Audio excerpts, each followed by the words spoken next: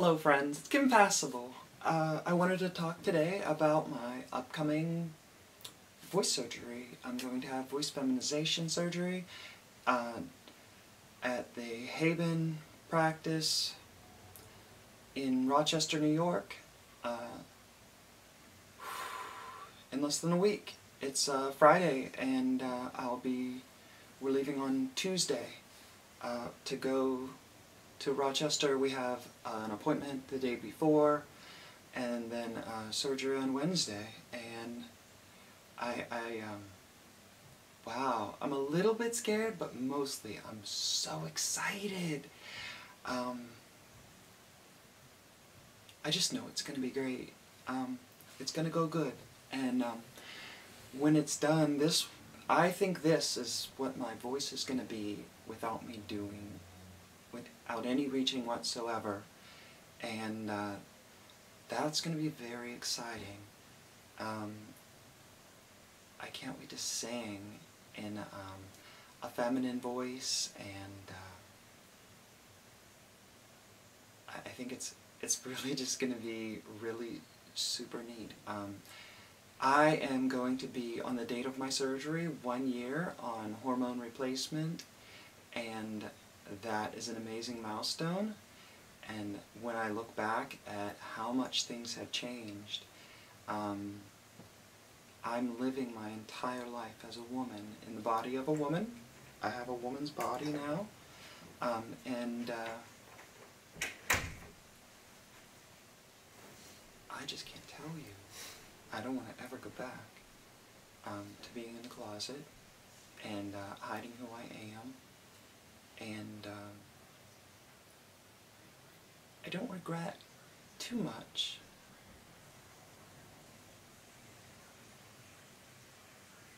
I don't know how I feel.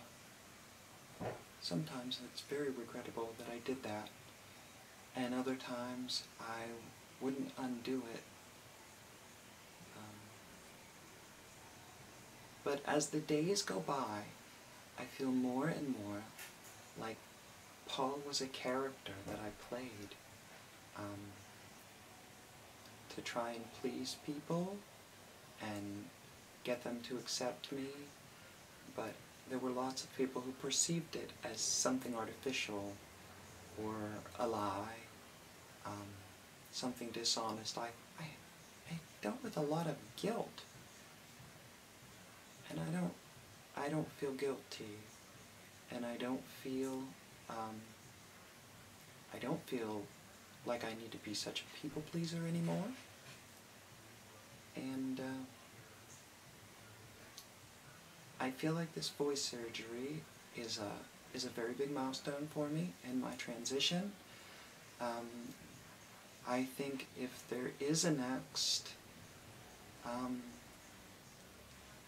we're talking about bottom surgery at that point. And I don't know. At a year, I think that with the insurance that I have, I can begin to petition for them to cover, my insurance will cover 80% if I could convince them to cover the surgery. They'll also cover some of the cost of genital electrolysis. According to my electrolysis technician, says I should wait until my surgeon says it's medically necessary to have electrolysis there, and then my insurance will pay for it since my surgeon deems it necessary. And I know at a year that my psychiatrist, my counselor at Prasad, and my primary care physician at Metro Community Health, I think that they've seen the progression, they've seen how happy I am this way, and how hard I've worked on my transition, and I think that they will fully support me in whatever way is necessary. Sometimes you need letters and a whole bundle of paperwork to convince your insurance or to get approval. I really don't know exactly, but I have one friend who's had the surgery, who lives here locally, and I will be referencing her when it's necessary, and I'm pretty good at following steps if necessary, and I'll keep working in that direction until they can. I know I can get there if I just keep pushing. I'm on the cusp of selling my house. It seems like I have a deal that's sort of in pencil and it's working forward, so once my house is sold, I'm sort of free. This is my apartment. My boyfriend Jeff, he takes care of a lot of the expenses here, and we're very happy here, but he is retiring soon, and we're going to move to Florida. We're considering the Tampa area. He doesn't like the winter, and honestly I don't anymore either. It hurts, and it really provokes my nervous system problem when I have to clench from the cold. So, and I have a bit of a seasonal affective disorder where the cold and the dark of the winter throws me into a really nasty depression. It's very predictable, but very hard to overcome, even with medication. So I'm looking forward to seeing what it's like not to have to endure that every year. I know it's coming every year, and to maybe not have to do that. Maybe I won't slip into that depression that makes life very difficult. And maybe it will help me recover more quickly from my nervous system problem.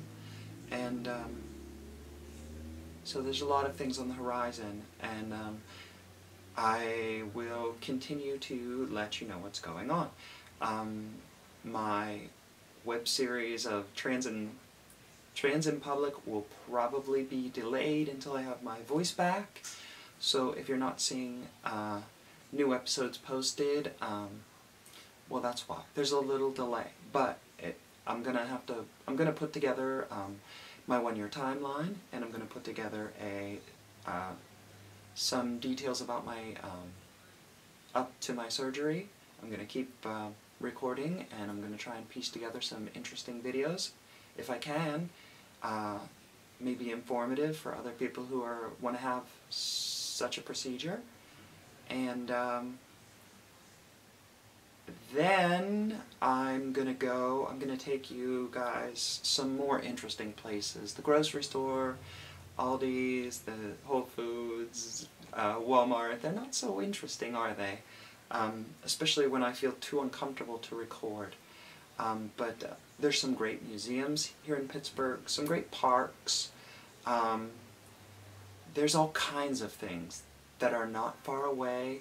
I have transportation, so please, if you have someplace that you know is in Pittsburgh that you'd like to see, or maybe like to see me showcase, I might even, I'm going to try to, especially maybe once I have my feminine voice and I don't clock myself by having a conversation, I may go in and say, may I please bring my video camera in, and I'm going to hopefully get a camera person, or maybe I will go with friends and record them being trans and passable, or maybe in drag, something interesting, you know, something that, whatever sparks people's interest, I'm going to try and do, because this is something that's, it's really fun for me, and it gives me an opportunity to relate to people that I might not otherwise ever meet, and so check back pretty often at the channel, and hopefully I'll keep pumping out new stuff. Once I am healed, maybe I'll go to a more regular production routine where like I have things out on like Wednesdays or Thursdays or something like that, so you know when to expect it. But for the time being, it's still just gonna kind of like spew out all at once when I get something done and have time. So we'll see what the future brings, and thanks for watching.